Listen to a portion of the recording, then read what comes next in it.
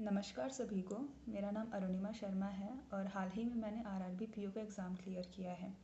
मेरे सिलेक्शन में एक ख़ास बात थी, वो ये कि मैंने मेंस में सिर्फ़ और सिर्फ 2.25 ज़्यादा स्कोर किया था कट ऑफ से। उसके बाद भी मेरा सिलेक्शन हो गया है और इस सिलेक्शन के पीछे की वजह बताने के लिए या इस वजह को डिस्कस करने के लिए ही मैंने ये वीडियो बनाया है। तो सबसे पहले तो मैं ओबीसी कैंडिडेट हूँ उत्तर प्रदेश से, और बाकी जो मेरे स्कोर डिटेल्स हैं वो मैं आपसे वीडियो के आखिर में शेयर कर दूँगी।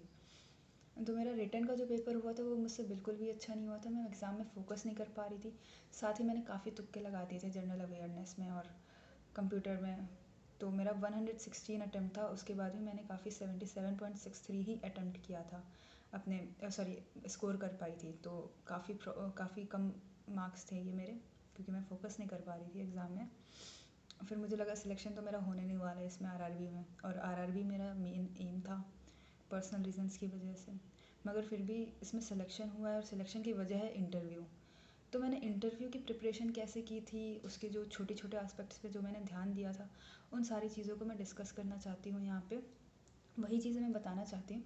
और ऑनेस्टली मुझे नहीं पता कि क्या प्लस था और क्या माइनस था मेरा, मगर जिन चीज़ों पर मैंने ध्यान दिया था, जिन चीज़ों पर मैंने वर्क किया था, किस तरीके से किया था कि मैंने अप्रॉक्स 88 यानी 87.99 मार्क्स मैंने इंटरव्यू में स्कोर किए हैं। तो वो करना था मुझे, वही चीज़ मुझे शेयर करना था कि मैंने कैसे इतना स्कोर किया है। तो सबसे पहले तो मैंने 4 एस्पेक्ट्स पे ध्यान दिया था। सबसे पहला मैंने ध्यान दिया था टाइप्स ऑफ क्वेश्चन, कि वो किस तरीके के क्वेश्चन पूछेंगे। दूसरा मैंने ध्यान दिया था कि मैं आंसर्स जो दूंगी वो आंसर्स कैसे दूंगी, किस तरीके से अपने आंसर्स की डिलीवरी करूंगी। तीसरा मैंने ध्यान दिया था कि मेरा लुक क्या होगा, मेरा अटायर क्या होगा इंटरव्यू के दिन। चौथा मैंने ध्यान दिया था कि मैं कैसे वहाँ पे अपने आप को प्रेजेंट कर रही हूँ, मतलब क्या पर्सनालिटी मेरी उभर के आ रही है।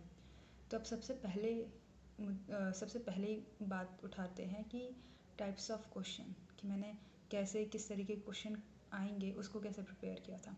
तो मैंने इसके लिए प्रीवियस ईयर के जो बच्चे अपने एक्सपीरियंस शेयर करते थे उनकी वीडियोस मैंने बहुत देखी थी। मैं हर दिन देखती थी, 2-3 वीडियोस हर दिन देखती थी मैं। तो उससे क्या हुआ था, मुझे समझ में आने लग गया था कि आरआरबी में किस तरीके के सवाल पूछे जाते हैं, क्या सिचुएशन होती है आरआरबी में। तो ये काफ़ी मुझे समझ में आ गया था उन क्वेश्चन से, और जो क्वेश्चंस वो पूछते थे वो मैंने नोट करके भी लिख लिया था और उन्हीं को प्रिपेयर भी किया था। साथ ही मैंने ये देखा था कि कई बार वो तुमसे पूछते हैं कि तुम क्या पढ़ के आए हो, तो वहाँ पे अगर 3-4 चीज़ें तो तुम्हें बतानी है कि ये पढ़ के आए हो, पढ़ के बहुत जाना है, बट ये 3-4 चीज़ें तुम्हें बतानी है कि ये पढ़ के आए हैं। मगर उनकी प्रिपरेशन तुम्हारी बहुत अच्छी होनी चाहिए, क्योंकि मैंने बताया था कि हाँ मैं ग्रीन रिवॉल्यूशन या बैंकिंग के बारे में ये सब चीज़ें पढ़ के आई हूँ, तो मुझसे बहुत डिटेल में क्वेश्चंस पूछे गए थे उससे। तो मैंने सबके जवाब दिए थे और बहुत अच्छे से जवाब दिए थे। तो वो मुझे कह रहे थे कि मतलब एक जवाब में उन्होंने कह दिया कि अच्छा मत बताइए, हमें पता है आपकी नॉलेज बहुत अच्छी है। तो ये चीज़ हुआ था, यहाँ से मैंने ज़्यादा मेहनत नहीं करनी पड़ी थी, हल्की फुल्की में भी मेरा इतना मतलब क्योंकि मैंने प्रीवियस ईयर के बच्चों के एक्सपीरियंसेस देखे थे किस तरीके के क्वेश्चन आते हैं, तो मैंने उतना ही प्रिपेयर किया था, बहुत ज़्यादा ब्रॉड प्रिपेयर नहीं किया था। बस अपना बैकग्राउंड या फिर जो मैं पढ़ के गई थी उनको अच्छे से प्रिपेयर किया था। इस तरीके से मैंने अपने आप को प्रिपेयर किया था। दूसरा जो था कि डिलीवरी ऑफ आंसर्स, मैंने क्वेश्चंस प्रिपेयर कर लिए थे। मैंने देखा कि हाँ मेरे पास नॉलेज तो अच्छी हो चुकी है, पर जिस तरीके से मैं जवाब दे रही हूँ वो सही नहीं लग रहा था। जैसे मैं बहुत ज़्यादा का प्रयोग कर रही थी, या फिर अपनी हिंदी बोलते वक्त बहुत ज़्यादा इंग्लिश का इस्तेमाल कर रही थी, या कई सारी छोटी छोटी दिक्कतें थी। जैसे मैं बहुत बड़े आंसर्स देने की कोशिश कर रही थी, मतलब जितना मुझे पता है वो सब बताने की कोशिश कर रही थी, तो मैं भटक जा रही थी बीच में इतने लंबे आंसर्स देने में। तो मैंने अपने आंसर्स छोटे किए, तो थोड़ा बहुत इन पे काम किया और 2-3 दिन में ही मेरा ये भी अच्छा हो गया कि जिस तरीके से मैं डिलीवरी कर रही हूँ अपने आंसर्स की, वो चीज़ भी मेरी अच्छी हो गई। तीसरा था कि मैंने अपने लुक्स और अपने अटायर पे ध्यान दिया। ये मैंने क्यों किया, ये मैंने इसलिए किया क्योंकि मुझे ऐसा लगता है कि मेरे पास मेरी मैथ्स और रीजनिंग कमज़ोर है, मगर मेरी पर्सनालिटी अच्छी है। तो मैंने सोचा कि अगर मेरे पास ड्रेस करने का सेंस है तो वो चीज़ मुझे शो ऑफ़ करनी चाहिए, वो मुझे दिखाना चाहिए, उसको छुपाना नहीं चाहिए। हालांकि पहले मैंने एक नॉर्मल सा कुर्ता ऑर्डर कर लिया था अपने लिए, ठीक है, और सोचा था ठंड का मौसम है तो जैकेट पहन लेंगे। और मेरे दोस्त भी कह रहे थे कि इतना ध्यान नहीं देते हैं कि क्या कपड़े हैं ये वो, अगर तुम फॉर्मल हो तो ठीक हो। तो मैं पहले वैसे चल रही थी, फिर मुझे वो चीज़ अच्छी नहीं लग रही थी। मैंने कहा अगर मेरी पर्सनालिटी है कि मैं इस ड्रेस को बेहतर कर सकती हूँ, अपने कपड़ों को बेहतर कर सकती हूँ, तो क्यों नहीं करना चाहिए। तो मैंने वो कुर्ता अपना वापस वापस किया और मैं खुद मार्केट गई और मैंने अपने लिए अपने हिसाब से, अपनी बॉडी टाइप के हिसाब से एक अच्छी एलिगेंट सा ड्रेस ख़रीदा। जैसे कि मैंने गरम कुर्ती ख़रीदी जिसके ऊपर मुझे जैकेट ना पहननी पड़े, पर वो गरम कुर्ती लाइट ग्रीन कलर की थी, काफ़ी ब्यूटीफुल लग रही थी, बहुत एलिगेंट थी और बहुत अच्छी लग रही थी मेरे ऊपर। तो मैंने वो लिया। और अगर सैंडल्स की बात करें तो मैं बैली नहीं पहनना चाहती थी। मैंने प्लेटफॉर्म हील्स लिए, पेंसिल हील्स अच्छे नहीं लगते, इसलिए मैंने प्लेटफॉर्म हील्स लिए जिनमें आवाज़ नहीं आ रही थी और उनको परचेज़ किया। और ब्राउन कलर के थे, काफ़ी अच्छे लग रहे थे, काफ़ी सूट कर रहे थे। बहुत ही ज़्यादा सिंपल लुक था, एट द सेम टाइम बहुत ही क्लासी लुक था।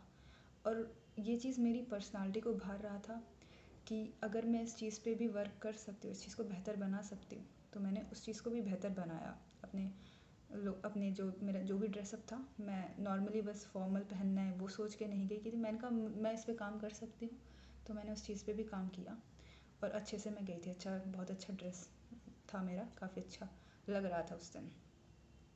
और ये तो हो गया कि मैंने अपने ड्रेस पे ध्यान दिया था, जिस तरीके से मैं अपने आप कपड़े पहने हैं या मेरा हेयर स्टाइल क्या है, ध्यान दिया था। बहुत ही एलिगेंट था, बहुत ही सिंपल था, एट द सेम टाइम काफ़ी क्लासी था। और चौथा जो था कि मैंने अपने आप को प्रेजेंट कैसे करूँगी। हालांकि मैंने इस चीज़ पे इंटरव्यू से पहले ध्यान नहीं दिया था, मगर जब मैं इंटरव्यू में बैठी हुई थी तब वो चीज़ नेचुरली आ रही थी। जो भी मेरी पर्सनालिटी है वो चीज़ नेचुरली उभर के आ रही है।